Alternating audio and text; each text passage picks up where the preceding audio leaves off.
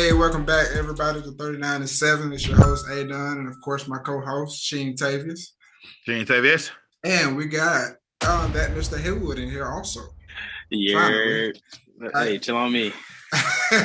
And we got two special guests today. I call them close friends. One of definitely the top 5 lefties in the country. We got AJ Rice and we got Anthony Richmond. What's going on, guys? What's up, guys? What's up? Go.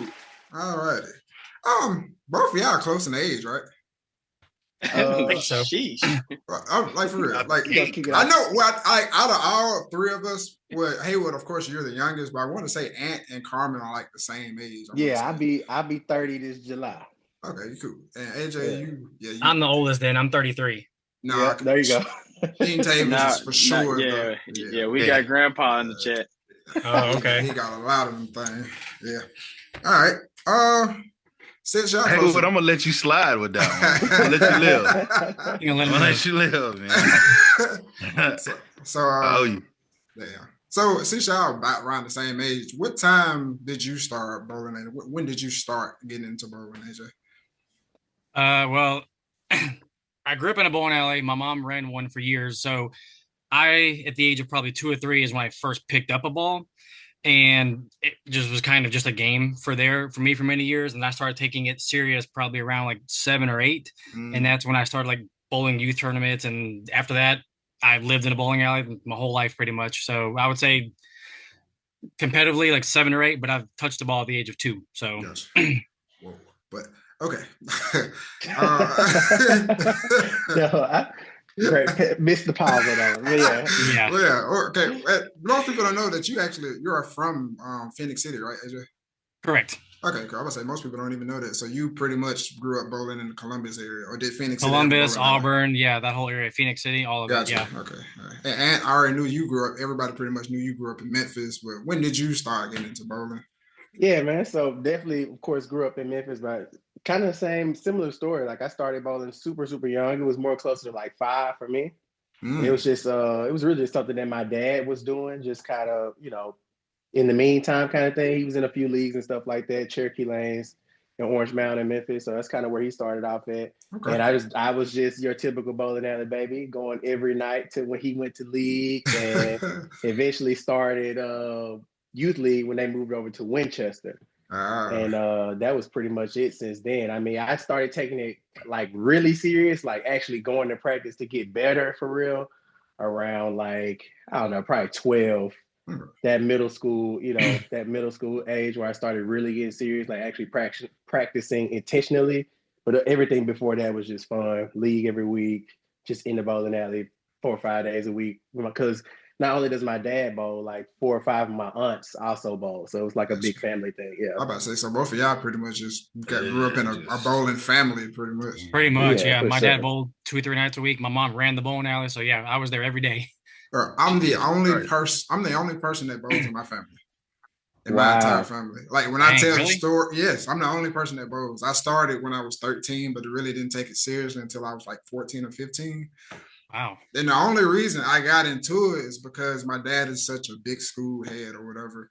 And then we normally went out like as a family, like one Friday out of the month. And there was a lady like trying to promote like youth bowling.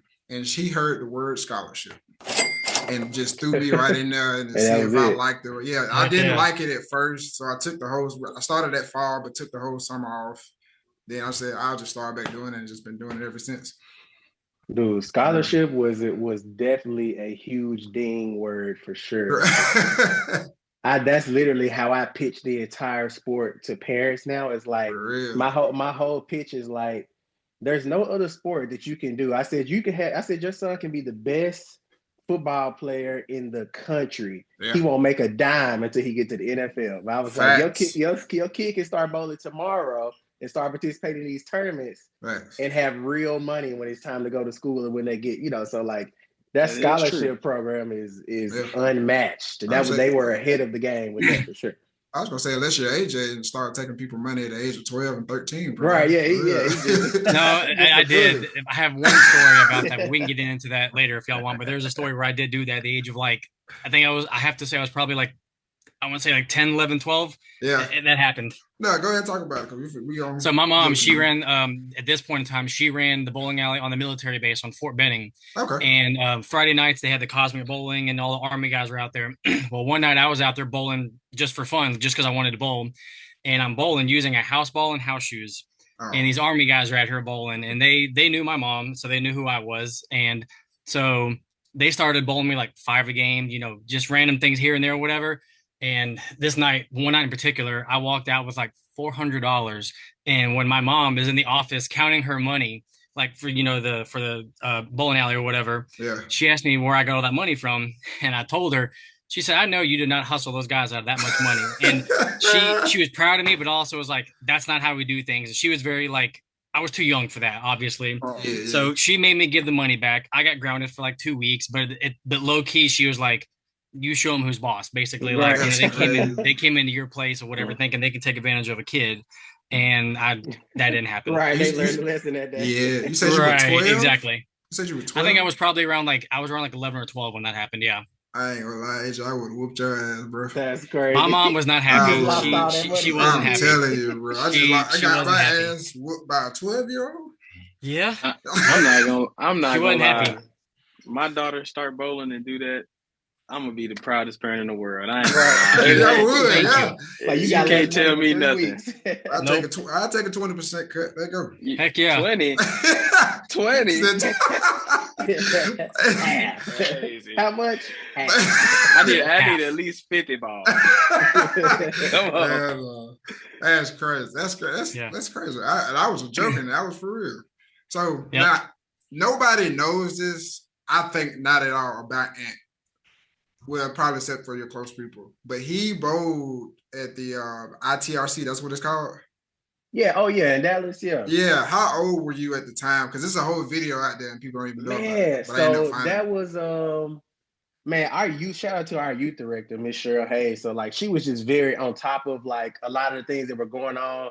Not only USBC but also TNBA as far as youth bowling. She was like the key for all things youth bowling. So like the TNBA ended up starting up this program in conjunction with ITRC that was like, hey, we'll take the best kids from each region. So we'd have these regional tournaments, and they take maybe the top 5 kids from the South, top 5 kids from the Central region, Eastern region, Western region. We'll take them all to this summer camp, and they'll get like professional training from basically all the Team USA coaches and all that stuff. So it was cool. So that had to been, I was definitely in high school. So it was probably like 9th or 10th grade, maybe. Man, that's crazy. Yeah. That's crazy. Yes. And I guess it was a cool experience though, for sure. Yeah. I was explaining that whole thing because it was from the video, it looked like you were going through like a whole what they call it with the football players before they get to the NFL. A combine. Yeah, it looked like a whole combine situation. 100%. It was just kind of it was that first realization of like, dang, like there's actually bowling training tools, and like they had the 4 or 5 second like video delay, so you could throw a shot, turn around, watch the entire shot. They got all these lines drawn out to like straighten out your swing. Yeah. They calculating the pace of your steps. They calculating like every you go up there, they have it. It'll track 25 balls. It'll tell you how many times out of 25 that you hit your mark. What's your entry angle to the pocket? Just all that stuff that you never saw before. No matter how good you were at bowling, you just never saw that technical of amount of stuff. So like honestly, if you think about it, old school, and AJ, of course, like the old scoring machines.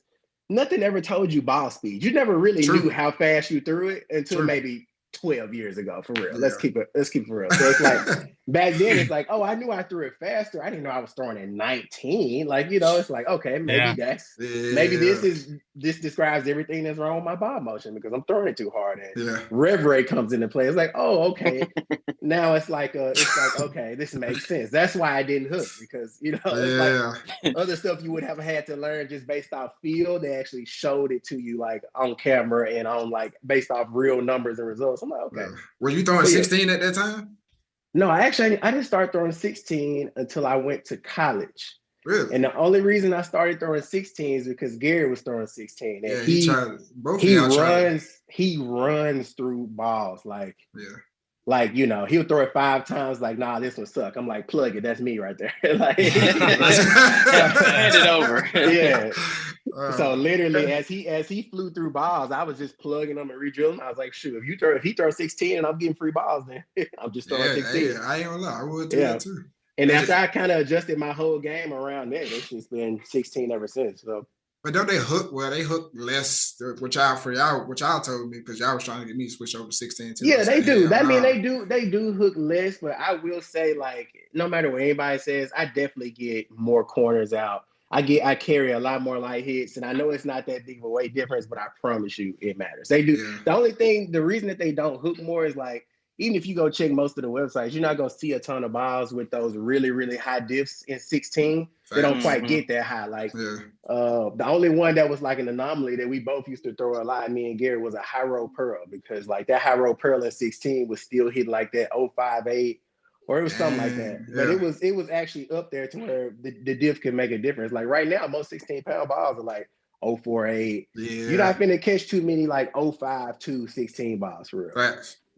So it just naturally kind of make a lot of them a lot cleaner than it was probably designed to be. But you know, the left, sadly enough, that only matters on non-patterns. You know what I'm saying? Like if we patterns is stain banging, and then I'm drilling stuff to play off of the thing angle. You know what I'm saying? But house shot, it really don't matter. Like I would just love to interject and just say the left side is sweet. I mean, granted, you guys are amazing bowlers. However, though, the left side is sweet. I'm just being honest. On house shot, absolutely. But sport shot, I've bowled. It's pretty even. Yeah, it's pretty even to a certain extent. I've bowled with ants so many times. If it's on house shot, it's guaranteed. He said it's even. Nah, bro. It ain't even, bro. It ain't. I'm talking about on sport, depending on what the shot is. On sport, it is way harder, bro. Yeah. Like, have you guys been keeping up with the World Series that just started? Yeah, I've seen Cam Crow make a big bit, jumper. There's 4 lefties right now that are in the top 10, averaging 260. That's ridiculous. I know Cam was one. It's so short though. It's on short, but it's cheetah, but it's like 36 mils. Yep. Yeah. Chris Barnes is saying that's the most volume they've ever seen on cheetah. Yeah, that's a lot. That basically stretches it out to at least almost a 40 exactly. foot It really exactly. And if you watch the video of Cam Crow throwing 300, it looked like he was throwing a black hammer and was just piping it anywhere between like first and second row and was just humming. Yeah, just letting it just roll in. That's it. Letting it just roll in there. Yep. Y'all speaking a whole nother language. I don't even know. So essentially, right? So the PBA season just started, and one of the notorious patterns that are well known across the sport is cheetah. Right. And they did some modifications this year to a lot of the patterns, if I'm not mistaken, and they changed it to where instead of it just being like short and like 29, they added more oil. Yeah, so all the patterns got a lot more volume this year. Right. Yeah. So that's all they're pretty much saying. Yeah. And most people are trying to say they did that to combat urethane, but I'm like, not really. It kind of helps. Not on that surface. That urethane roll good on that surface anywhere. I don't care. It don't matter what you put out there. We said surface HPL, right? Yeah. That center hooks a lot. So I'm like, it really didn't do nothing to it. They probably just added oil for that reason, because that center hooks so much. Honestly, that's going to allow the lefties to just stay there longer and throw the same stuff. So that's it looks like I'm predicting at least one, maybe 2 lefties are going to make that show. Weren't Cam and Kevin Williams? I think they were paired together, right? Or they were. Kevin Williams Kevin Williams was leading after the first block. I just got on Facebook before I got on this, and Bill O'Neill just shot his second 300. Yeah, with the Widow.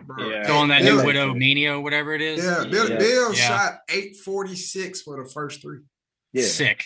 That makes sense. But every highlight video I saw of him throwing it, it was like he was literally playing the track, and I'm like, bro, that's what he did. Yeah, if you let him have that, it's over. It's over. Yeah. And I think he went down to 14 too. I don't know if he went back up to 15, but I know for a certain time he was throwing 14. So he can really get around it and still be forward like that. Yeah, that's awesome. Yes. Yeah. Speaking of, wait, AJ, did you ever dabble to get to 16, or you just stayed at 15? I tried 16 for a little while in my probably my earlier mid-20s, and I did it for a little while, but there was one span in a weekend. I bowled a tournament, and I probably had to have bowled 30 games in the 2-day span. And after that those 30 games of bowling or so, my back was like, nah, you can do it, but like you're gonna have to like watch yourself a little bit more. Yeah. And I mean, as Anthony said before, like that 1 pound may not sound like much, but it is. It makes a difference. You get more hits than what you would not get with the 15-pounder. But I've been throwing 15 pretty much my whole life or whatever, and it's been fine for me. But I mean, I have dabbled with 16, but just isn't for me. Size matters. Size matters. Ain't that right, Haywood? Ain't that right, Haywood? First of all, don't ask no question like that and direct it towards me. Let's not even do that. That's crazy. You are a freak. You also you a freak, but and look AJ, right in the camera. So that was crazy work. Size matters, Haywood. So with that being said, right? With you transferring or saying that you did try out 16. I know recently, maybe about a year at this point, I think you took your thumb out of the thumb hole, and you just been going just straight two-hand with the two fingers. What was the biggest reasoning behind that? Yeah, I think this May will be about 2 years since I took it out. And the reason why, I was starting to have some thumb issues where I started having a little bit of pain, and I let it go. Like I fought through it for a while, and then it got to a point where like I needed to make a pitch change, do some things to try to figure it out. And we made some pitch changes, tried some different things, and we just couldn't figure out a way for the pain to go away. And I'm practicing one day, and I just picked up one of my bowling balls, and I didn't stick my thumb in there. I threw it. I watched it go down the lane, and I was like, I like that. Like that felt, it felt good. It rolled good. Like it did the right thing. So I was like, let me just keep messing with this. And I practiced that for half that day, just doing that or whatever. So I was like, you know what? I'm going to take some old balls. I'm going to plug them. We'll plug just the thumbs, and we're going to try and see what it does. And then, obviously my PAP and all that changed a little bit, but it wasn't as much as people would thought it would be. But it changed enough to where I had to like move everything around. And honestly, just from that point on, I was like, you know what? I tried one more time with my thumb in there, and the pain just would not go away. So I was like, if I want to keep bowling, I'm going to have to try something different. So, and I've seen all the other guys, Kyle, Simon, all those guys, they've been using no thumb for their whole life or whatever. I was like, well, I've been doing this a long time. Hopefully it won't take me that long to adapt to the no thumb. So let's give it a try. Yep. So I, drilled some balls without the thumb. And I mean, I feel like the last couple of years have been, I can't complain at all. The last couple of years. Yeah, you sure can't. I can't complain at all. No. I think I remember when you made that change. I ended up rolling with you. Either it was a TNBA tournament or either Emerald Coast, but you ended up shooting 300 right then and there. I was like, okay. Yep. Ain't nothing changed. Also with that too. So like, Ant, you know what I mean? I don't really get to see you a lot. And when I do, when I do, you're normally taking a lot of money in brackets, but that's not the point. Man. So you had made a post, I think about a year and a half ago. And you'll remember when I said you had made a comment where you had a video of you in college, I believe, and you had a video of you like just bowling one day. And you were explaining how, back in college when you had like a certain type of feel, a certain type of approach, a certain type of form at the line, and then post-college, how you probably weren't as sharp as I was then. As sharp, but you felt like your scoring and your just feel overall for the game was better. What did can you kind of explain that? Because somebody like me, I'm only 5 years in self-taught. And I'm understanding that feel and form and everything are important. However, 100%. There's some leeway in all of it. So yeah, for sure. I just think around the college time frame, I was so dialed in mechanically because literally Gary was going to Weber and he was filtering everything he learned at Weber back to me when he came home in the summertime. Because mind you, he's like 5 years older than me. So I'm in high school. He going to Weber, he come on for the summer, and we just worked the whole summer. Like, I'm going to show you everything I just learned this year. Boom. So we was doing that every summer until he graduated. So that's when I started dialing in to where he started really fixing my physical game. Like, oh, my swing needs to be straight, or, I miss the 7-pin to the right a lot because of this. Like I pull down at the top of my swing, just stuff that he was learning that I just didn't have access to. So mechanically, I was so great in college, but I just didn't take the time to really know enough about the game because college was a pigeonhole, on the left and the right. So college bowling is extremely hard most of the time. The patterns are hard, but there's only two angles you play.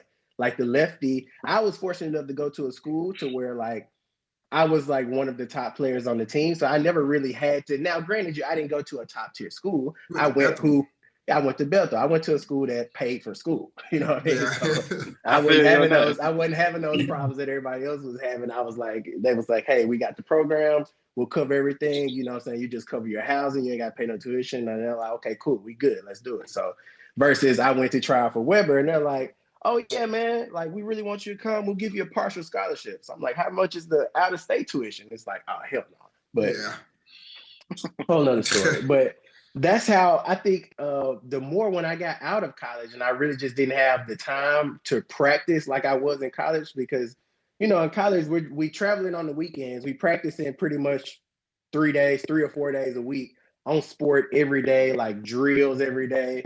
Like, wasn't a big school, but they still went through the proper motions of to keep us ready for the tournaments or whatever. But the left, if you were in college, if you weren't playing the gutter for most schools, you were not getting in. So if the gutter didn't look good in practice and you was left-handed, you holding the clipboard today. Not the clipboard. Yeah, and so basically, I feel like that's still true. That's true. And basically the whole right side in college was, the formula was a lot of guys started off with Thane, they blended them out really down lane, and they transitioned left really early and just kind of lofted through 4th, 5th arrow, and then the rest of the day, and that was the formula.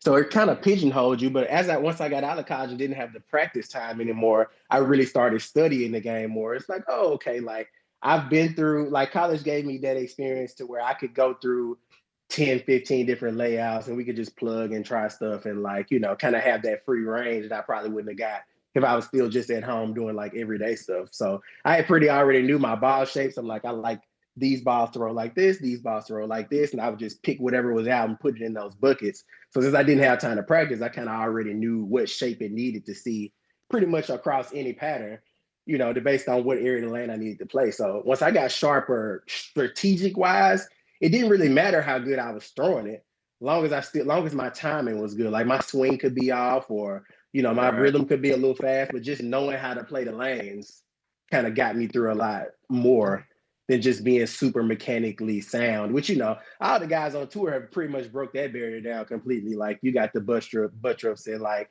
all these guys that just throw it weird.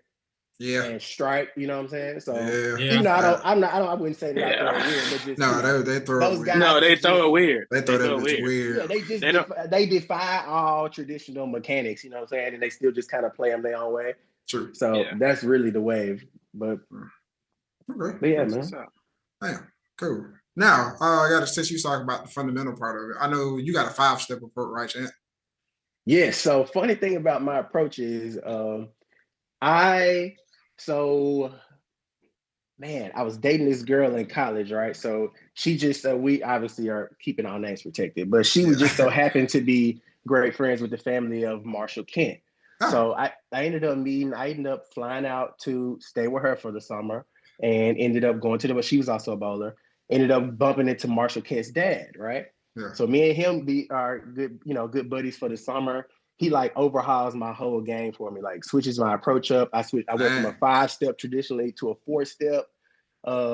He was kind of mirroring me kind of off that kind of Parker Bone look to where like your left foot starts at the same time as the ball, kind of get this like automatic timing so it never gets out of rhythm. Like every time your first foot moves, the ball drops. Like you go into the swing immediately. And it kind of kept my timing super smooth for college. Yeah. And then it was just super mechanical and it worked. But I guess just when I wasn't doing that training anymore, like now I'm obviously 5-step just because it's just a little more swag. Honestly, like it's just a better rhythm.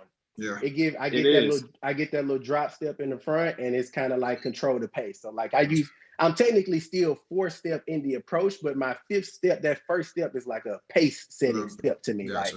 Like if I'm trying to throw the ball hard, that first step is super quick. If I'm trying to slow everything up and kind of wait on the ball, that first step can be super slow, and then I go into the 4. So like that's pretty much how that goes. Yeah. I say that all the time. This guy.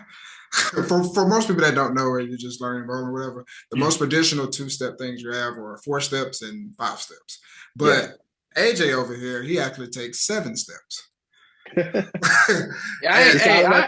depends if you count my first 2 steps. If you watch my first 2 steps, they're not really steps. It's just kind of like what Anthony was just saying. Like The first couple of steps are just kind of like, it determines my pace. If I get going quick with my feet, that means I'm trying to throw it 100. But if the feet are slow and I'm trying to keep everything like just at a simple pace, then I'll slow it down to where I don't get too crazy with it. But I mean, yeah, I guess you could say 7 steps, but I don't know. Honestly, people ask me to this day, I'm like, I don't know how many steps I take. I don't really pay attention. Like I feel what I feel, and I do what I got to do to get the ball down the lane. I don't care if it's 20 steps or if it's 5. It doesn't really matter to me. Well, brother, let me let you know something. You get the ball to the pins very well. Hell yeah. Thank you. I didn't know you did it for that reason. I just thought you took 7 steps because it was comfortable. Because even when somebody asks me how many steps should they take, I say just do whatever is actually comfortable to you. Yeah, exactly. There's no correct way, really. Right. But yeah, okay, that's cool. Nice. Yeah. Now, AJ, I know, and we can go get into this too, because I know you've bowled professional tournaments, and I know you have too. Yeah. But have you? Quick question: have you bowled on like the national tour stops, or you just did the Masters and U.S. Open? I just did all the regionals, and I've not all, but I've did some regionals and some super regionals. Never into the national tour. I never had time to really do that one. I understand. Okay. Yep. Now, AJ, I guess explain. I know we talked about it before. And you don't have to go through everything, but I guess explain how that first year on tour was, and I guess what made you go on tour. Well, obviously, I say obviously, but growing up, once I became very competitive, and I knew that bowling is what I wanted to do, and that's what I had the passion for. And watching bowling on TV, I always said, "Hey, I want to be like those guys. I want to go out there and compete. I want to be on TV. I want to win titles. Like if you're that's just who I was." So I finally in 2019. Gave it a try, and looking back on it, probably wasn't the best time for me to do that, but I thought no better time than now at that given time. So I gave it a try, and obviously didn't go all that well. I did make the cut at the Players, my only major I bowled that year. I did make the cut there. I was only one of 2 lefties to make that cut, so that was pretty cool. Yeah. But the national tour is a whole nother beast. Yeah. It's a whole nother beast. You see and learn so many different things out there that you don't see at the house shot tournaments or the TMBA events or anything like that, or even the regionals. Like the national guys, I'm telling you, man, those guys they're something else. They're different. It's a whole different atmosphere. Yeah. The mindset is different. So then, but it was fun. I learned a lot. But mentally, I will say that year, just in particular, mentally, it did mess with me because at that time when I went out there, I was bowling really good. I was winning. I was throwing it good. Like, everything was just kind of clicking. Yeah. So I was like, okay, let's go do this. And I went out there and it looked like I had never picked up a ball a day in my life. It was a struggle. So it was very humbling and it was a learning experience. And mentally it did make me question a couple of things towards the end. And, but then, I went back home and I just kind of regrouped and told myself that, hey, you just weren't ready for it yet. And plus one thing that I've learned when I was out there is, if you got to be in honestly, it's about clicks out of the two. If you can get in the right click with people kind of like take you under their wing and you get the help that you need or whatever, then you can become successful early. But if you're out there doing it on your own, then, you're there to fend for yourself. And even at the time, I was on staff with EBI at the time. And even the ball reps out there didn't lend me a hand. The only person who helped me out there was Mike Snellbaker. He is the only one, Snelly. He's the only one who helped me. He drilled balls for me when I needed them. And he's the only one who actually watched me during the qualifying part to try to, give me a few pointers here and there. But that's the one thing that I learned about the tour that I did not like was it's all about who you know. And if you're not a big name out there on their staff, they don't pay you much attention unless you are at the top, fixing to make the show or you're in a run for the show or whatever it is. They don't really pay much attention. You're kind of on your own. So for the 3 months that I was out there, I was pretty much on my own and I learned what I could learn with my own personal knowledge. And Michael Holloman, a really good close friend of mine, he was out there as well. And Michael helped me a little bit too, but we kind of helped each other really. Mm-hmm. But, he obviously had a more successful year. He got second that year at the Masters, won Rookie of the Year. Michael was a little more prepared than I was for sure. Yeah. And Michael, I'll say on the tougher stuff, a little more sharper than I am. Michael's he grew up I think he grew up like that. I know he was with Anthony. Sure. You both with Michael a lot. Gary, so. Yes, but Michael's to me, I've been Michael my Michael entire childhood. Michael, I've been friends with Michael now for well over 5 years, and anytime I see him on the tough, he's usually pretty good. So, obviously, Michael's really good at throwing urethane. If you give him the purple or a black, he's pretty tough. Yeah. But he also has that trick that most lefties don't have, and Michael you've all seen it, can stand the 8th arrow and throw it that way. Like Michael's, when you can let him move in 7 arrows and throw it left, he's going to be tough to beat. And lofted past the arrows. And locked it. Like, that's what I'm saying. Like, I don't know why he felt the need to learn that as a lefty, because everybody will tell you, us lefties just throw it up 10. That's all we have to do, right? That's what you hear. That's what you hear. But, that's the word on the street. That's the word on the street. But you know what? If it works, I'm going to keep doing it. But I would honestly say you had a pretty good first year, because what people don't realize is, it's like you said, it's a different ball game out there. But you cashed a few times, didn't you? I think, honestly, I only cashed the once. I cashed at the Players that year. I was short by about 20 pins of making the stop in Lubbock, Texas. I needed a big last game, and I had a chance for it, and I opened in the 9th frame, I believe, and shot 240, needed 260. Indianapolis, I made a big run the last day, going like almost 300 over, but I was still about 70 or 80 pins shy, making the cut. Everything for me was like late. Like the first day or two of qualifying, I just was struggling to like find the right picture. But once I found it and I got comfortable, it was off to the races, but I was just too far behind to really make up the ground that I needed to make. Gotcha. But I think if I would have given it committed like a full 2 years to it and really learned a couple of things, I probably could have done something. But that's hearsay. You never know, because I didn't do that. But I definitely think you would have definitely did something. Yeah, for sure. I'm taking a chance this year, and I'm bowling the World Series this year. So okay, nice. I'm gonna like the Haywood over here. I've been working with a buddy of mine, Cody Shoemaker. I think Anthony might know him. I know he's Cody. I've known him from the Atlanta area, but he just recently moved here to Michigan, and we've been going and practicing a lot on the patterns and just trying different, hand approaches, ball speeds, like all of that stuff. Yeah. And we're trying to get me ready, because I'm gonna go give it a try this year. It's at Reno. Nice. And if any of y'all know, the left side is typically pretty good in Reno. Yep. And there's at least 2 patterns that I feel like I'll have a chance on. I'm about to know, because he just shot 300. I hate Reno. I despise Reno. Yes. I heard it's not a fun place to go to. I can't. It hooks I like so bowling much. there. I like bowling there. I hate trying to get there. To get there is impossible. Yeah. Bowling there is fun. But yep, I will be giving that a try this year, and we're gonna see how it goes. Good luck, man. That's good. That's good. Yeah. And are you bowling the U.S. Open this year or Masters? I know you normally try to bowl. So I usually try to, man, the last 2 times, 2, maybe 3 years, bro, I just can't get the freaking entry in fast enough. Don't even get me started. It's insane, bro. So it'll sell out in like 10 or 15 minutes. Yes. And just from the humbling part of it, like, y'all can go look up the couple times I bowled the Masters. Like I wasn't in the bottom by the page numbers, but it wasn't damn near. I was still over 100 pins out the cut. You know what I mean? So the Masters was tough. But Gary texted me today about the World Series. Like I haven't signed up yet. I would love to do it. I just I haven't really discussed the sacrifice for that amount of practice time. You know what I'm saying? At the house, so.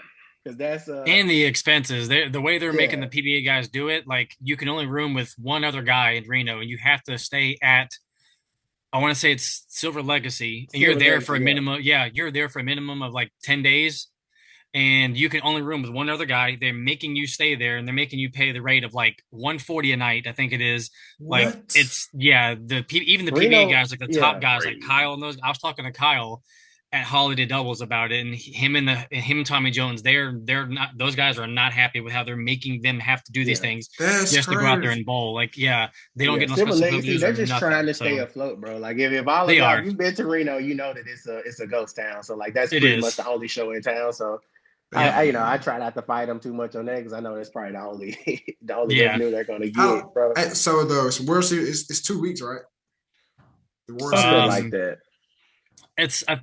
It's closer to 3 weeks. If you make a couple of the shows while you're out there, it's going to be pushing 3 weeks. It's like 20-something, like 20, 21 days. It's right around there. That's a lot. And I know the qualifying is at least like 5 or 6 days. Jesus Christ. So it's a lot of games, bro. It's a lot of games. It's a lot of games. A lot of games.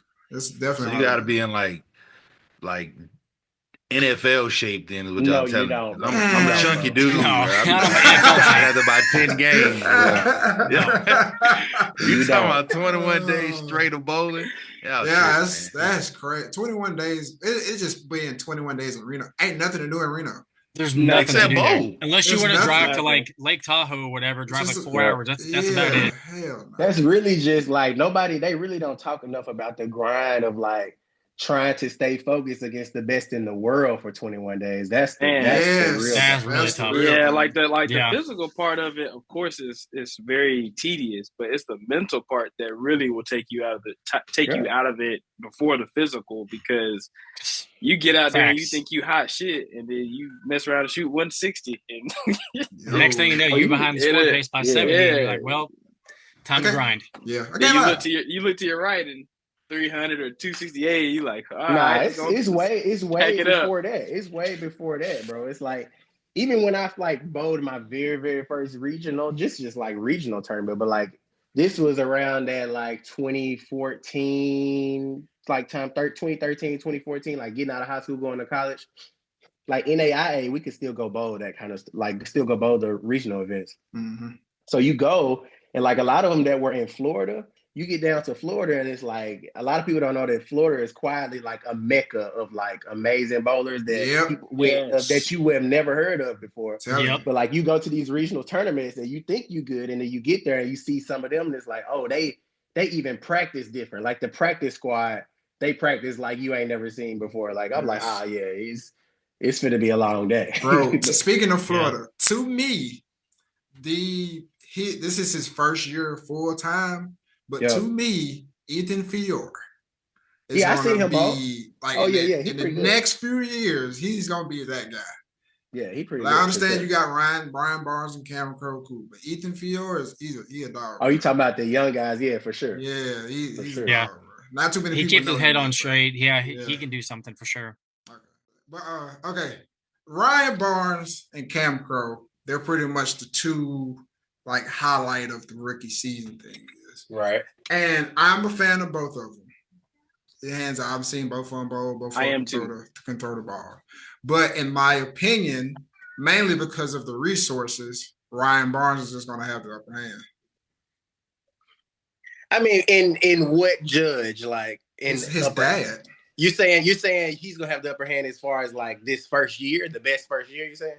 No, not necessarily. Well, I would say in the best first year because of his dad, who his dad is, and his dad is with him at every tournament, so the knowledge is there. Knowledge is there with Cam too because he's been on Team USA or whatever like that. But that's cool. I was just gonna say the thing is like it's hard to say one or the other. And because, in my opinion, when the left is good, I don't care who your daddy is. It don't matter. You see what I'm telling you? It's true. If the left look good enough times this year, you gonna need God. He really can. Yeah, true. Now maybe not on like long or something like that, but like anything between that 37 to like 42-foot range, he definitely if he could medium and short. Yeah, medium now in and the short. long run for sure. I think Ryan is probably gonna, finish. I guess if we talking like point totals, I would suspect that Ryan would probably beat him in like point total for the year. But like when the left is good, it really don't matter what your resources are. That's just how the left is. Yeah, that's true. That's true. Well, I know when me and Adonis first talked about it through text message. I guess my standpoint on it was I think Ryan is very talented. Granted, he's already been showcasing that. And so is Cam. I just feel like since I've seen Cam in person in a competitive setting, although it wasn't, PBA wise, I just feel like what he was able to grow in with his community and the bowlers that he was already competing against before this point, I just feel like mentally, like that feel you were talking about, and I feel like if he gets it going, like that feel is going to be unbeatable because he's already been in high intensity, type of moments. Yeah, I feel sure. like I feel like, yes, if he gets around some PBA pros that can teach him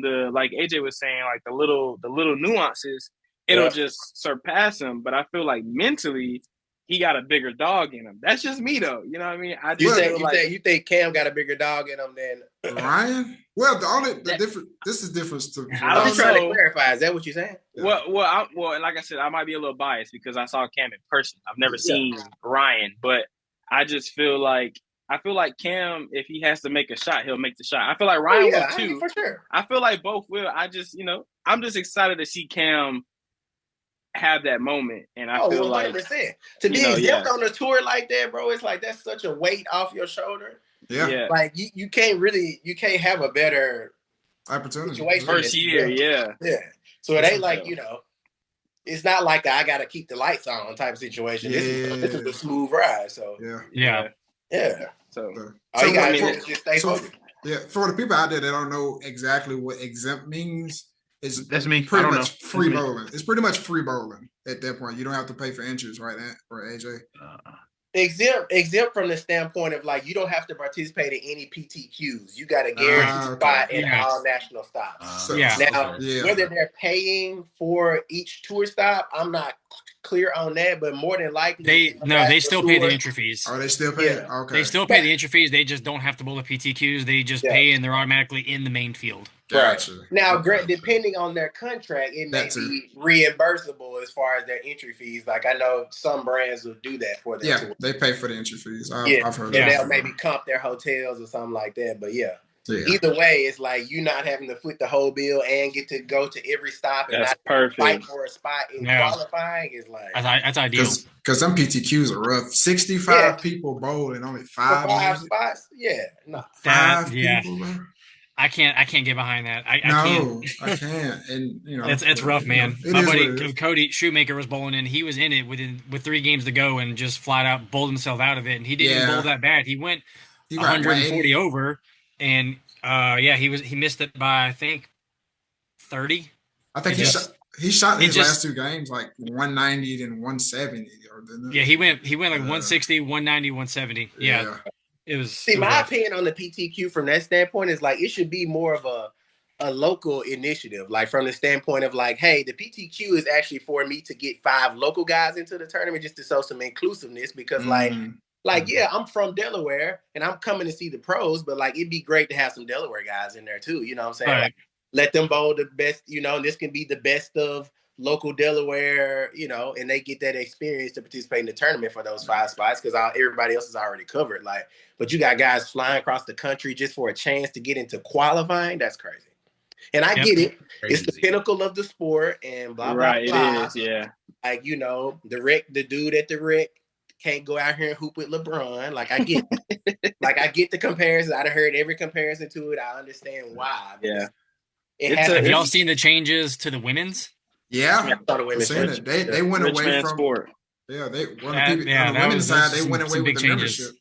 Yep. Yeah, they went away with the membership. That was the biggest. They really should make they really should turn the PTQs into like they should make some of the regional wins be those. So they should have a regional in Delaware in the summertime. And if you win that regional, that guarantees you a spot into the Delaware classes that they bowl in now. Like, so now you're actually competing for a regional title and you get an entry into this tournament. And like it should be more like that. So kind of like how they do for the RPI, because with the RPI it's set up by region basically. Right, for sure. So like all these, not smallers, they're still major stops, but it's like outside of the Masters and the World Series of Bowling, like these regular stops like Delaware, Missouri, have a regional, on a different date early in the year before the PBA season starts, and then take your additional qualifiers from winning those regionals or top 5 at those regionals, and do it like that. So okay, yeah, that's it. That is a good idea. Yeah. So everything should be earned and not bought, pretty much, for the most part, to help with inclusiveness. I can feel that. I get behind that. Mm-hmm. Now, I want to talk about, because I don't think, I've seen it, but y'all did an action match. That was like in 2021, right? Something like that. Something like that. Pandemic. Yeah. And that was like when I first got back into it. And I didn't know Ann at the time. I really didn't know AJ at the time that much either, I don't think, for real. Yeah. But and that was a hell of a match. Best of 7, and it went to game 8. Right. Literally. Yeah, it did. I forgot. We tied one game. Yeah. So I'll summarize it, but I'm gonna let them go in detail because I want to see their mind frame. Oh, so Ant he won the first 3. He shot 300 the first game off of damn ball change. Off of ball change. Then AJ proceeds to win the next 3. Yep. Then they get to the 7th. I want to say then one of y'all struck out to basically go to the ball roll off or whatever. Yeah.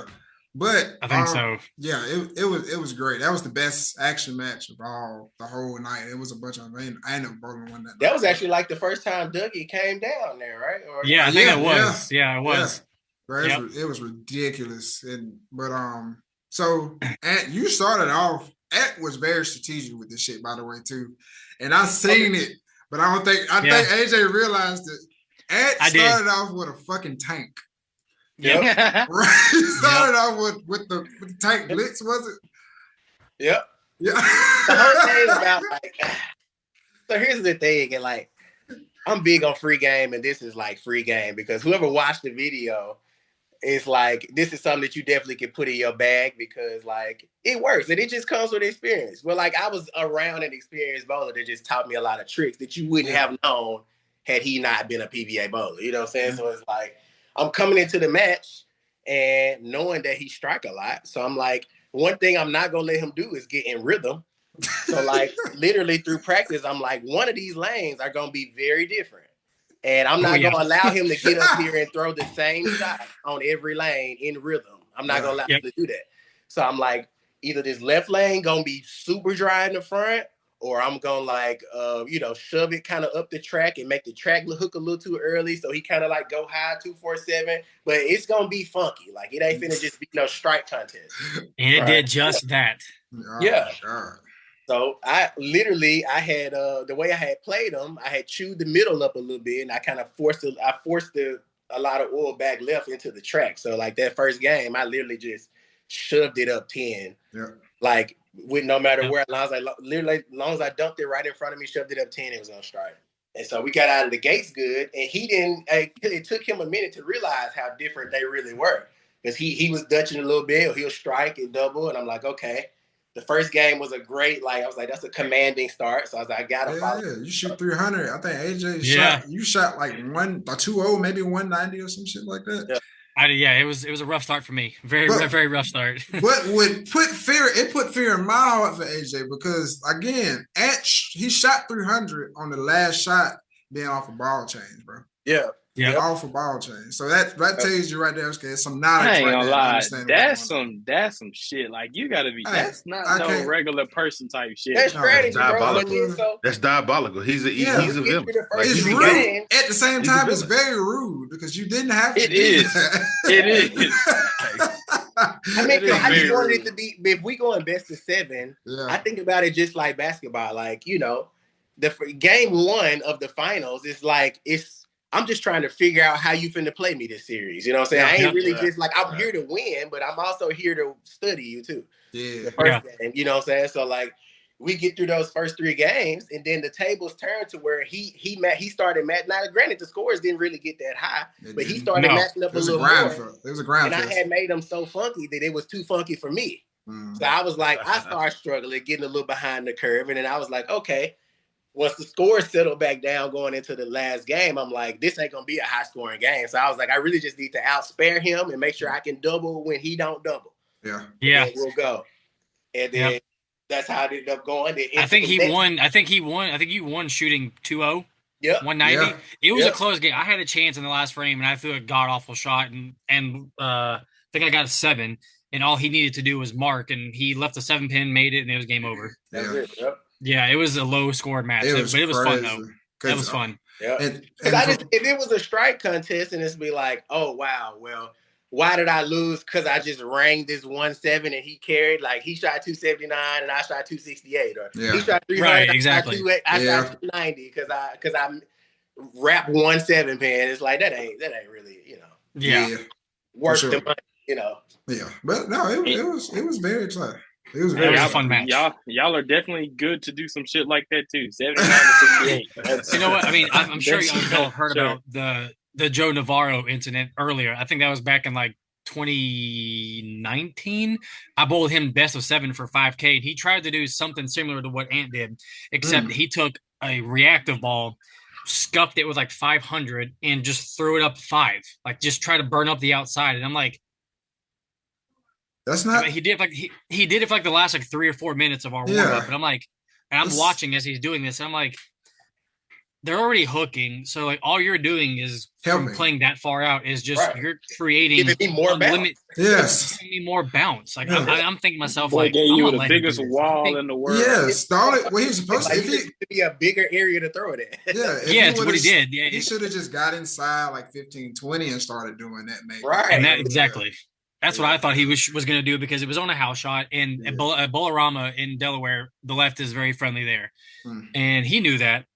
But his buddies, his backers or whatever, said, "Hey, take this IQ tour, hit it with like 500, and just burn up the area." And I'm like, I thought if he was going to play like 15 to the gutter, that would have been rough, because he would have chewed up the front part of the lane, and I would have really had nowhere to go.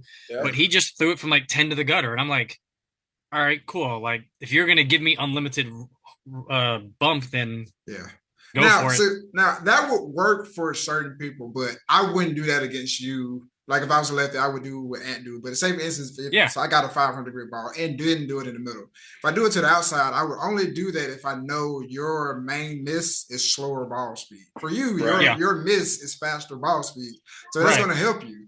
Regardless. And that's exactly like, he allowed me to just stay in one spot, keep moving right, and just throw it harder and harder and harder. Exactly. And I also didn't I never chalk the ball up. The goal is not to make them unplayable. The goal is to make them tricky. That one shot that you missed it a little bit and usually carry, this one gonna be flat 7. That's all I do. You're gonna have to earn every shot. Then you flat 7 and now I double, and that's cool. And then you do it like that. Yeah. What was that red ball you end up throwing? You put it up pretty quickly, because he threw it twice and he left a bucket. He thought it was a pretty good shot. Do you remember? No, it was AJ threw a red ball. Doing that match when it was Was it the Ruby? No, it didn't come out the dead. No, before the Ruby. I can't remember. The only red ball I can think of that I have right now that I still throw on occasion is a hyped solid. That's probably what it was. Maybe. Yeah, could have been. It's the only ball I can think of really that I have is a red ball. That or the Electrify. Oh, it might have been the Electrify. That Electrify solid or whatever. It was shiny, but it was red. The pearl was like a pink, purple kind of reddish mix. Yeah, but he threw it and AJ went 62 feet. I remember that twice because it was so much carry down. Yeah. Yep, carry down got to. That's what got me was the carry down. I was looking for the down lane motion, and there wasn't any, so I had to figure something else out. It hooked at your feet. So people that hooked my feet, with urethane like balls or urethane balls, that's kind of what happens because they read so early. It pushes all the oil in the front. It just basically pushes it down lane. That's all it does, and it's a good strategy if you, especially for somebody like AJ that throws it super fast. To where, like Ant said, if you miss it a little bit, it's going bye-bye. It'll be gone. Yeah. But it's crazy to say that, right? Especially for me, because I'm just now really watching their games. Like the more I'm understanding the game and everything like that. And so I'm seeing them now, right? And it's like they both throw fast. It's only the difference is one's two-handed and one isn't, and they both have a shit ton of revs. Yeah. So it's just like I could only imagine watching that or being one of them and being capable of still hitting the shot, but literally having to be not so perfect, but your miss room is so slim because if you don't strike, I'm going to strike. And that's you gotta really be mental with this shit because when you got mental pressure. When you have two people that literally strike with their eyes closed, with anything in their hand, you really have to be confident in your execution. Amongst the group of people who strike a lot, it's no longer your technique and all that. None of that matters anymore. It's it's pure mind games at that point. That's it. Right. Yeah. I know he's gonna strike and you know I'm gonna strike. It's now it gets down to small stuff when should I take a re-rack? You know what I'm saying? That last ball he threw really went through the pins. Great. I'm not gonna let him get up here and take a rhythm shot. I'm finna re-rack right here. I'm finna make him sit on it. Yeah. You're evil. Yeah. No, that's what you do though. Bro, that's what you do though. You'll be surprised. You would be surprised. He is a villain. Like I just keep saying it. That's the game. He is a mastermind genius. See, but bro. that's what I'm saying. See, you have to talk to the OGs of the sport. I say OGs because y'all both have more than 15 years and y'all are well accomplished. And if you don't have like people that can tell you these small little things, then if you ever do get into an action match or just a simple call out and you are in rhythm and somebody re-rack you, you're gonna be like, oh, ain't nobody tripping on that. The next thing you know, you half a mile too slow. Now you didn't went through the face because they didn't chop the rhythm. Like that's crazy. Like I'm gonna take that though. I've been in a tournament where a person we know we started on this particular lane. It was a trios tournament. And we know we started on this particular lane, but the guy we kept arguing back and forth because we were bowling good to say, no, you start on that lane. He was like, no, we start on this lane. I was like, I already know what he's doing, so I don't know why y'all trying to argue with him and all that type of stuff. But yeah, it happens a lot, bro. It happens a whole lot. Yeah, for sure. Yeah, it does. So I'm new to bowling, right? I'm not really a bowler. Yeah. Heck will say I am. I got a couple, bowling balls, couple shoes, but I don't consider myself a bowler. But the more I listen to you all talk and pay attention to the sport, like it's a lot of strategy behind this. Yeah, I thought it was just, throw the ball. I want to see ball reaction. I want to see a hook. Now I got to worry about carry down, wall, spots, the type of balls you're using. Like what would be, for you two being in so long, like what would be the best beginner advice you would give somebody like me, right? Wow. Like I have, 6-7 months of experience. What would you give? 6-7 months of experience? Shoot. Yeah. I'll just enjoy being in the bowling alley. Enjoy the game. That's right. Like you 6-7 months in, just enjoy coming in here first. Because you're going to miss enjoying that bitch. I can tell you that now. Oh, boy. You going to miss enjoying that bitch though. You will. Ooh, shit. Take that time early on and learn what you can and, enjoy it. Like Ann said, or he just said, just enjoy it. Just enjoy being there and learn what you can learn. Yes. Because bowling it's the most funnest, stupidest sport ever. We're bowling on shit that you can't see.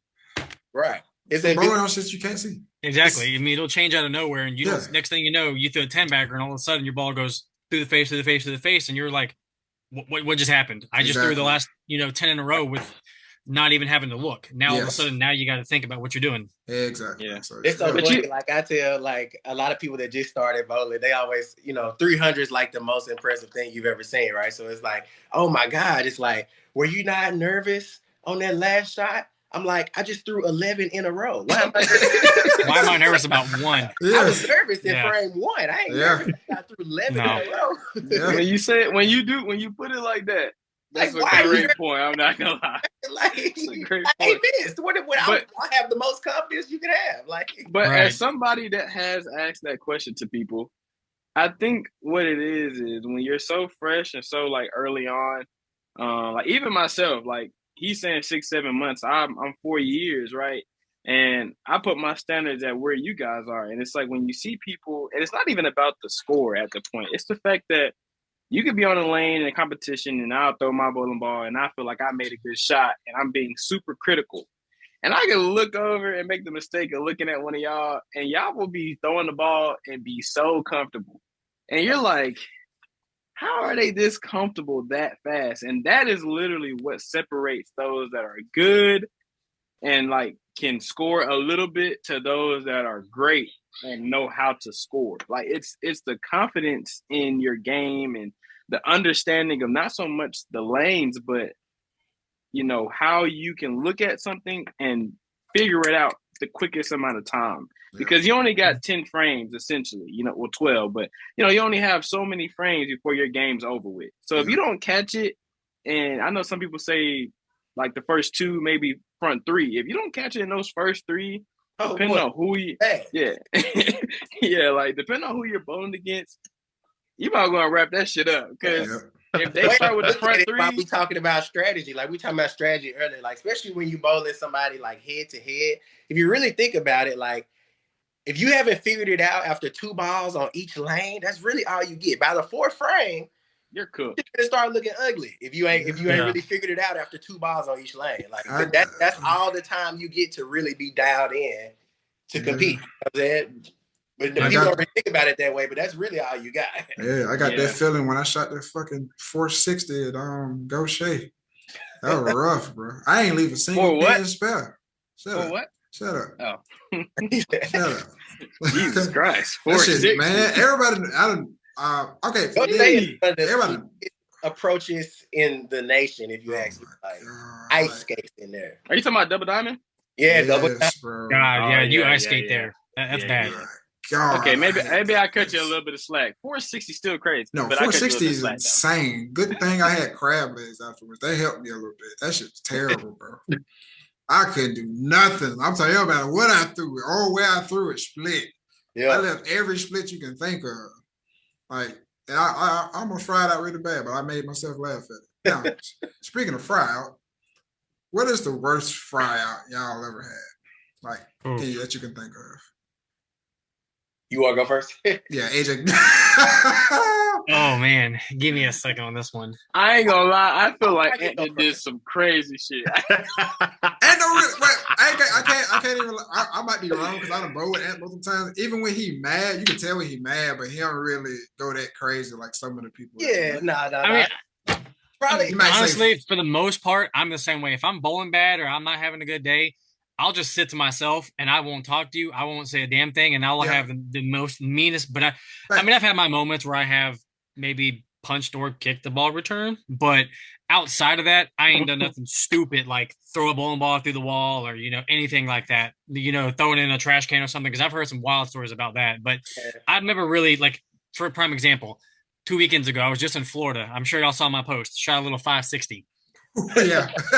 It is what it is. I laughed about it the whole time. You would have thought that I was shooting 800 or something. Like I was having a good time. Yeah. I've just kind of learned now that even when you reach levels like what me and Ant have, like you're going to have bad days. You're going to bowl bad. Like, I mean, that's just part of it. You're going to have days where no matter what you do or how good you throw it, you're going to score bad. And that day I threw it. I feel like I was throwing it good, but I just didn't score well. And, it is what it is. I laughed it off, still went out with my friends and hung out. Like, it is what it is. And then I came back this past weekend. Y'all saw my post the other day. I bowled a tournament, averaged 260. So, it's just like, I'm trying to let it go. Yeah, they be like that. Yeah, you have to. Because mentally, if you hold on to it, it'll, and you hold on to it, it follows you. Trust me, I've now learned it follows. If it follows you into the next tournament, it's just going to keep repeating and repeating and repeating. You have to just say, okay, you know what? I've done what I can do. On to the next. You have to tell yourself that. Yeah. No, I feel you. I definitely think my worst fry out was at junior gold, bro. So really? So yeah, super young. Like we bowled. I bowled college and junior gold at probably the worst time I could have in the history of bowling, because like I just came up with the wrong group. Like I'm in that same age group with EJ Tackett and Marshall Kent, and like all of them and Gary, all of them were bowling. They were all Team USA. That's who was on Team USA when I was bowling. AJ, Jesus Christ! And like, bro, our youth days, like not to interrupt you, man, but to me, one of the best youth bowlers of all fucking time that never went pro for real. I don't know why. I guess he became a doctor. That's why. Andrew Koff. Oh yeah, Andrew Koff is ridiculous. Andrew Koff. God. He like when I went to junior gold for the first time. Even Gary was like, bro, like this, go watch. We going up here. Like, this not even our squad. We finna go watch his squad ball. I just want you to this dude ball. Go Google. If you don't know who that is, go Google. All you got to do. Actually, Cody just told me a story about him a few weeks ago. We were over at Bowlers IQ or whatever, and we were talking about Andrew Koff. Yeah. And I found out why he didn't pursue like professional bowling, like take it, do it full time or whatever. Because I told Cody, I was like, dude, if he would have stuck with it, that man was going to beat everybody. Boys. Yes, dude, that guy was so good. But the story that I heard is his parents were very like old school, like you work for a living, like have an actual like 9-to-5 type job. Mm-hmm. And his parents knew that he was really good, but they were like big time like lawyers or something. And they said, look, if you want to bowl for a living, go for it. We're not going to support you. We're not going to pay for everything. You're on your own if you do this. But if you want to have like a real job and do this, then you've got all of our support, financially, whatever. Yeah. So exactly. So he took the smarter route. He went to school. He's now like some big time lawyer or real estate agent wherever he lives at, and makes 7 figures or whatever and all that stuff. That's why he didn't. That's why he didn't continue the bowling. But I was like, man, if he had continued bowling, that dude would have been tough. He was already good. Yes. But bro, the fry out was which bowling alley was it? I think it was Sunset Station, which is actually oh my God. So Sunset Station in Las Vegas, we at Junior Gold. This is a lefty friendly house, right? So of course I'm on the same squad with all my boys that I know because we all plan to be on the same squad. Gary's on the pair to the left of me. This is the year he won it by like 200 and some pins. So he on the pair to the left of me. Like I just spent the whole summer with this man, right? Yeah. Got all the same balls. We got all the same layouts. There's I got the same everything that he got. He said we got all the same balls. Bowling on Tokyo, 43 feet at the time. It was like 20, 26, 27 mils. But the way that the house played, you could literally just shove it up 5 and strike from the left. That's how the left used to play. Like you didn't have to use your thing. I would use a big ASIM with a short pin on it, shove it up 5, and it's gonna strike. Like a 2-inch pin ASIM with a lot of surface. That's money all day for like those type of patterns. So literally, I'm over here watching him go 300 over. I'm over here struggling to go 80 over. And like I'm just frying out every shot. If he strike, I'm flat 7. He throw 3 in a row, I double flat 7, flat 7, flat 7. I leave a 9 pin. I'm ball changing, leaving 9 pins and shit. So like we get into the 10th frame after we get to the end of the block. I threw all that shit. Threw the balls off the ball return, threw them into the bag. The balls rolled all over the floor. I'm talking about, I ain't talking to Gary. I ain't talking to nobody. I'm like, bro, I don't want to talk to none of y'all, bro. My mom I'm sick of this shit. My mom and dad ended up flying out. All right. Now, this is the last thing we're going to do. We got a question game here. It's just different questions. Everybody can play along. I'm just going to let y'all do y'all thing. So the first question is, would you rather spend a night in the woods without any shelter or a night in a real haunted house? In the woods. Give me the woods with no shelter. Woods with no shelter? Everybody woods with no shelter? With no shelter. I'm not scared of the ghosts, so I'm gonna say the haunted house. I ain't scared of that stuff. Shit, if you see me in the wilderness fighting the bear, help the bear. Exactly. I can fight a ghost. I ain't gonna out fight no 1,000-pound bear. Bear, wolves, all that shit. Nah, bro. Just give me the ghost. See, that's the thing though. Like, see, ghosts. Give me the ghost. I seen enough ghost movies to know. Like, I can fight a bear. You know what I'm saying? I just seen Leonardo DiCaprio get body slammed by a bear. I feel like me and the bear, we can go through some things. I'm not fighting Chucky, bro. I'm not fighting something that's gonna spin their head around, bro. I'm not fighting Stay Puff, bro. I tell you, I can't do none of that. I can't do none of them. Like I can do gory, scary movies. Like any of that, like see, I watch gory, scary movies, like all the paranormal movies. I watch all that shit. Don't bother me. I done seen scary movie too. Y'all, I'm gonna hear. Ain't nothing. And the TV gonna come on. Right. You tripping, bro? I'm not finna watch nothing crawl out the TV and I gotta run from it. You ain't fucking with a bear. You ain't fucking with a bear. You ain't fucking with a wolf. You ain't. Man, I'm telling you, cuz. Bear and a wolf. This like drink champs. I feel like I have a better chance. I got a better chance with them than fucking Annabelle. You crazy than the mother? Man, Annabelle ain't talking about shit, man. Annabelle ain't talking about shit. Get to flying around the room and shit get to picking up. And I can see a bear and a wolf. I can feel the danger. You feel me? I can't feel Annabelle. Hey man, what you gonna feel the danger when a bear is staring you down? Thank you. Yeah. That big motherfucker look at you and be like, "You my next snack." Next snack. I'm talking about what is the next question? Nah, this is some bullshit. All right, next question. All right, everybody has seen Family Matters here. Yeah. Okay, cool. Who was Steve Urkel's alter ego? Ooh, multiple choice question. Stefan. Yeah, come on with multiple choice. You got it. Okay. I already know what it is. I'm the OG. I don't know. I'd have to agree with that one too. I don't watch enough of it to know. It's all right, AJ. We gave you a pass, bro. Like, next question. I forgot about this next question. AJ, you might want to be careful when you answer this question. You said who? Oh boy. AJ might want to be careful when you answer this question. Okay. Would you rather live 200 years in the past or 200 years in the future? I dare you to say the past. We on you. Yeah. Next question. Future. There's only one right answer here. It's only the future, man. Carry on. Oh shit! All right, this is another guess, multiple choice question or whatever. A fox, queen, and Smith clean up for a living in what movie? A fox, a queen, and a what? Smith clean up for a living in what movie? It's multiple choice. Y'all want me to say there's multiple choice? Oh, with the multiple choice. Yeah. Hoodlum, House Party, Set It Off, or Juice? Said a fox, a queen, and Smith. And a Smith. Oh, they got to be Set It Off. Probably. Set It Off. There you go. And Yeah. Yeah, I'm trying to think of characters. That's the only way to minute, my boy. Yeah, that's a pretty good one. I like a minute, my boy. That's a good one. All right, last one.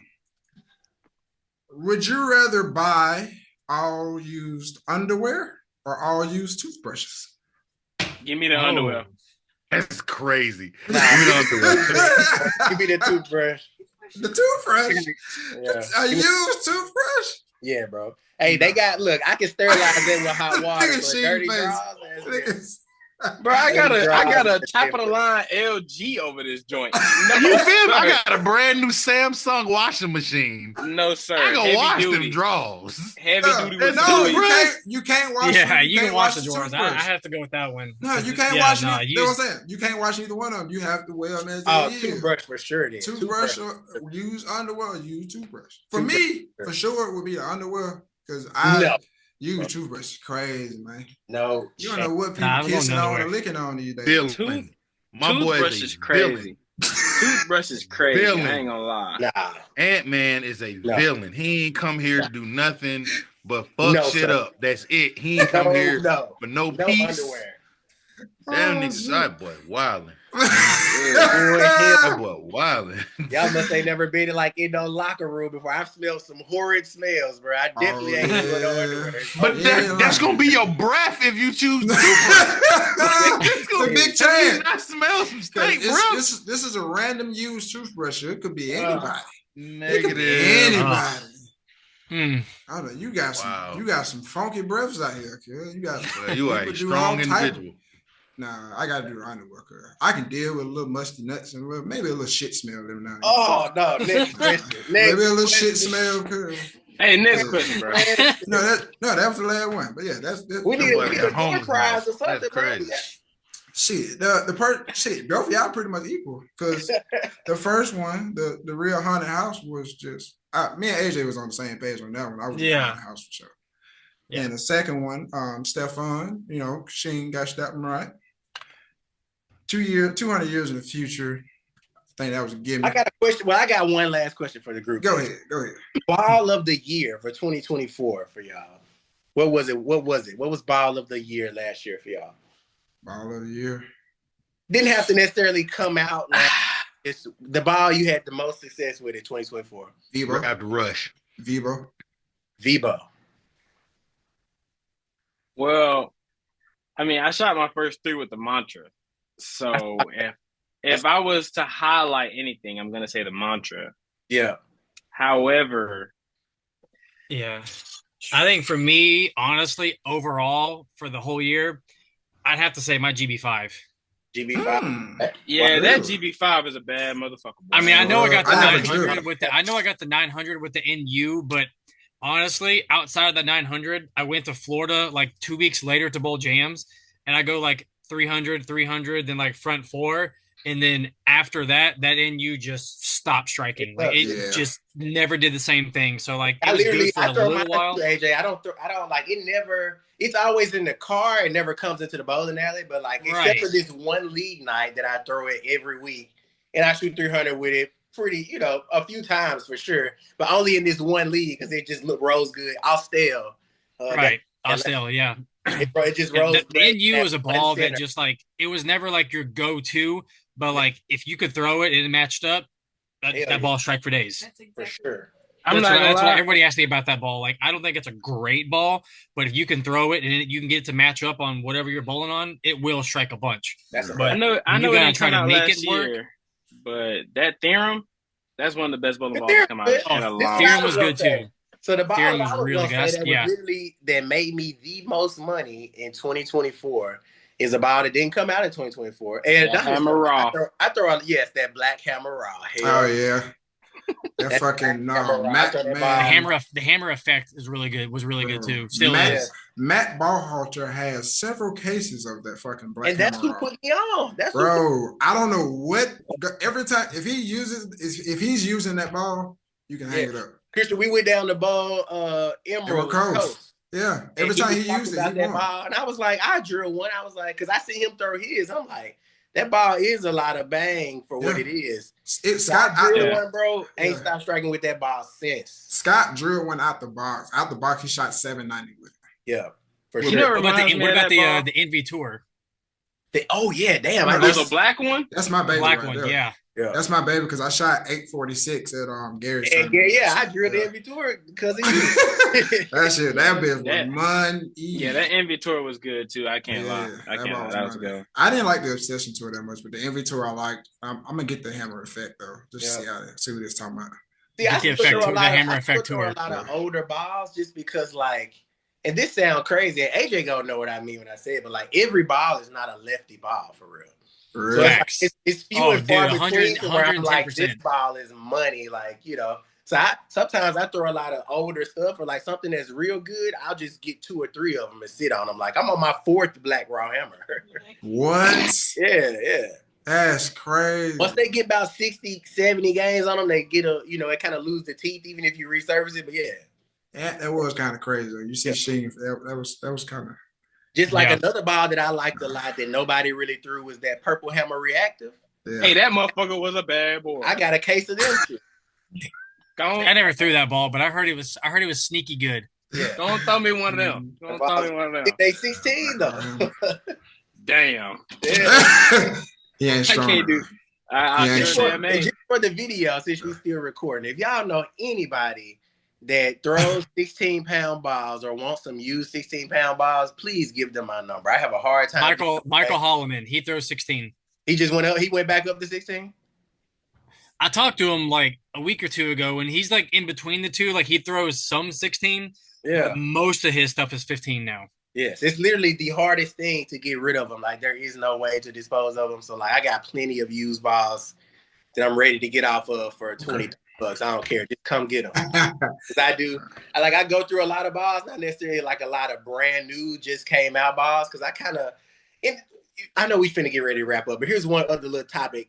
But I'll touch on it and maybe follow up on it. Like the reason I don't buy brand new balls like soon as they come out no more because they not always good on the first batch. That's something you'll pay attention to. That's very true. That's true. That first run may not really be the true, the surface may not be true. There may be some duds, So Exponent Pearl. Yeah, you gotta let them come out for 3-4 months, let them get out of that first initial batch from the distributor, and then get you a good one. You're the only person I heard. Attention Star was another one. Yeah, for real. Yeah, that was good. I would also say like here's another perfect one that I'm seeing right now. Like when the Phase AI first came out, I thought it was trash. Yeah. And now it's like, damn, that ball really look good down lane. Like this, I can tell it's a new batch for sure. Okay. Both of y'all need a mantra and a heckler.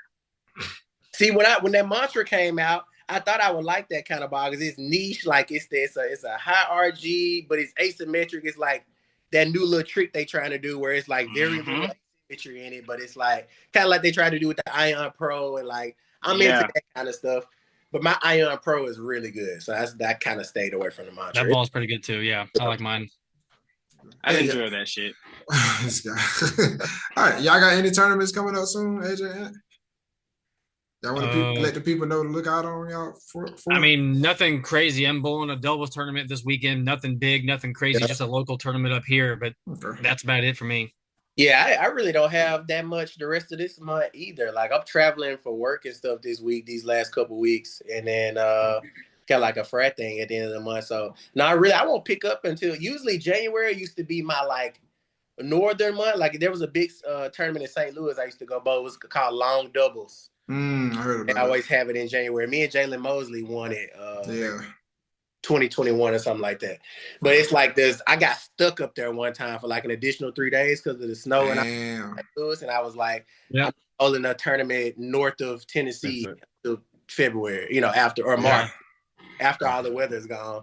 Gotcha. But I do. I know. I think the end of the month I'm bowling, or I'm trying to bowl Ty's tournament at Southern, that mixed doubles and the trio. Oh yeah, and that's supposed to replace Bowl South or whatever. Bowl South, whatever. Deep South, yeah.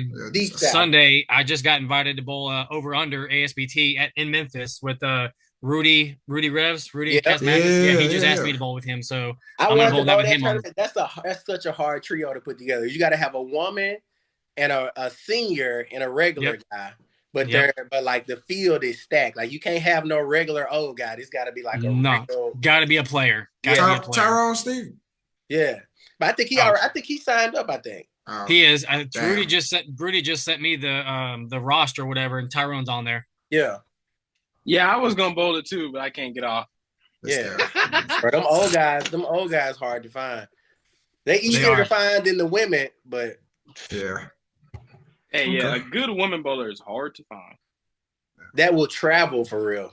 Yeah, that will travel. Yeah, let me say that. If you're a woman that travels in bowling, because it is hard to find, because the main one I kind of stick with now is Morgan Kramer, who is phenomenal, by the way. She been killing that shit lately. That's a Twitter girl, right? Yeah, she been killing it. She bowled Battle of the Sexes. Yeah, she did. If you're a woman and you bowl competitively, if you like to travel, go ahead and drop your name in the comments and all that stuff. So, Man, I might call Morgan out on the channel, man. I might want to get an action match. Man, she gonna beat your ass. She is gonna, dude. I'm talking about put a hole in it. Over. Yeah, I know you feel it. He